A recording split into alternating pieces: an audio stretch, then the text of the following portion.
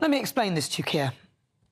In really simple terms, without evading the answer by waffling like your lot. Reform UK are ahead of all of you, and that includes the other parties, because you don't listen. You probably won't listen to this, even though I'm actually trying to help you. Alright guys, so we're living in Soviet Russia, Soviet Britain. We have two milk-monitored dogs, part of Kier Starmers STASI, the thought police. Look at the state of them. These fellas went to the door of a granny to talk to her about a social media post she made criticising Labour MPs.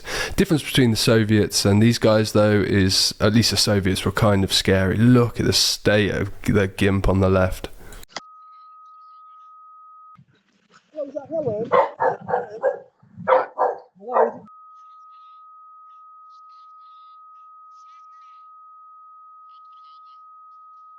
Is it Helen? Yeah, Helen, we're from the police.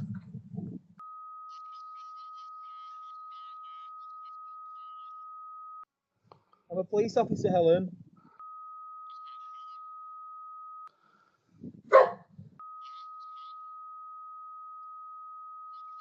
Can we speak to you?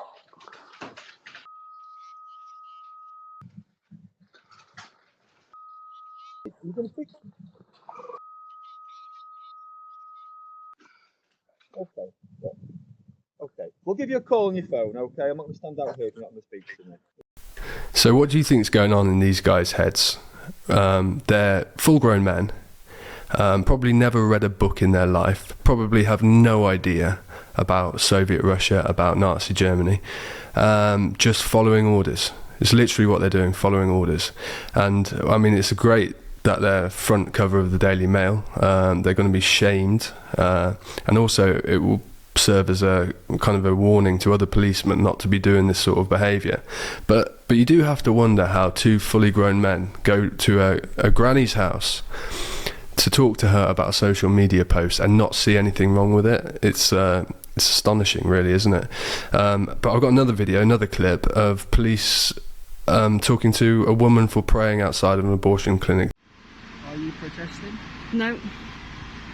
Are you here to pray for the lives of unborn children? As I've mentioned to one of your colleagues before, I think that's a little bit of a leading question. No, I'm not, actually, today. Can your actions be carried out elsewhere?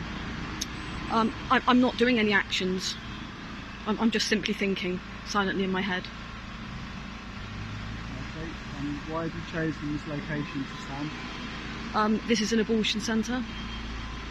I'm praying for those who've been hurt by abortion. So, as I said before, are you here to pray for the lives of unborn children? Yes.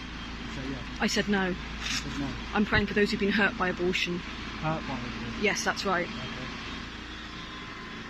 So are you aware there's a public space protection order in place here? Yes, I don't know if you know, but I have actually been arrested twice. I've gone to court and been acquitted for allegedly my silent prayers. I've actually received an email from the police telling me I'm allowed to be in this area. I don't know if you're familiar with that situation at all. This so, is exclusion area? Yes, that's right. That's why I was arrested previously. So yes, I'm very much aware there's a PSPO in place. Okay. And are you aware that you are breaching the public order protection order in place? I'm not breaching it, no. Will you move from here to outside of the exclusion zone? I don't see any reason why I would need to do that for the reasons I've just explained to you. Okay. So if not, why are you not willing to move outside the exclusion zone? Because of what I've just said, because I don't think I need to move outside the exclusion zone. I've been to court over this. Okay, so what we're going to do, we're going to issue a fixed penalty notice now. So what am I being issued a fixed penalty notice for? Because I believe, and my colleague believes, that you're here to protest. I've just told you I'm not protesting, I'm simply silently praying. Well, first and foremost, I think abortion is one of the most evil things that is happening in society today. It's ripping little babies limb from limb. That's what abortion is. But then, you know, on top of that, you're not even allowed to go and stand outside an abortion clinic and pray to God in your head, or else the police will come and arrest you. Like, what is going on? It's absolutely nuts. Here's Kier Starmer blaming everything on the far right. And look, this is political as well. If we don't show a path to the future, others will fill that void. In fact, they already are. A dangerous right-wing politics, even here in Scotland, that will say they are the ones who can tilt politics towards the interests of working people, even as their proposals do precisely the opposite. A politics which feeds off the failure of the free market, the failure of public services to reform, and above all, the failure to control borders properly. So I've got a few reactions to Kier Starmer here. So Carl Benjamin, aka Sargon Picard, he's saying dangerous right-wing politics didn't destroy Britain. It didn't flood our streets with foreigners. It didn't obliterate the economy. It didn't cover up for foreign men raping our daughters. These dangers are all part of the Blairite paradigm Starmer is trying to save. Yeah, I mean, it all seems to come from blooming Tony Blair, doesn't it? I think he's right there. There's a clip here of Nana Akua from GB News, and she absolutely nails it. Check this out. Let me explain this to you, Kier. In really simple terms, without evading the answer by waffling like your lot. Reform UK are ahead of all of you, and that includes the other parties, because you don't listen. You probably won't listen to this, even though I'm actually trying to help you. You're not listening to the people who voted for you. You are hooked on your own ideology, which is incompatible with the real world. Take net zero. We can't afford it, and it doesn't make any sense.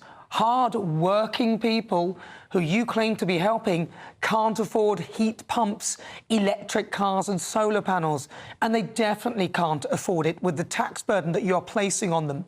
The only ones benefiting are the people who are making this stuff, like your friend Dale Vince. There's no point making people unemployed and then promising them imaginary green jobs in the future.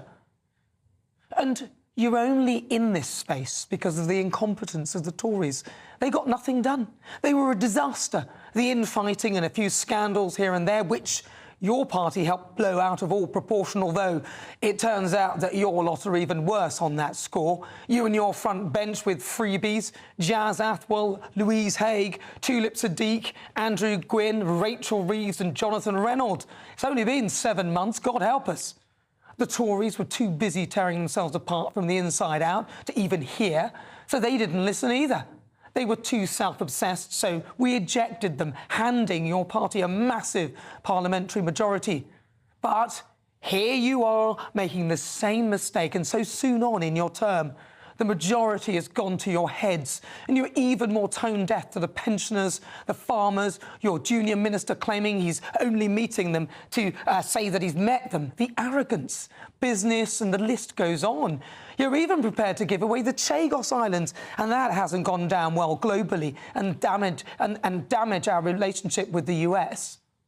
The United Kingdom's our friend. I went to school there for a while. I love them. And I want to see the Prime Minister do well. But he needs to put down the bong.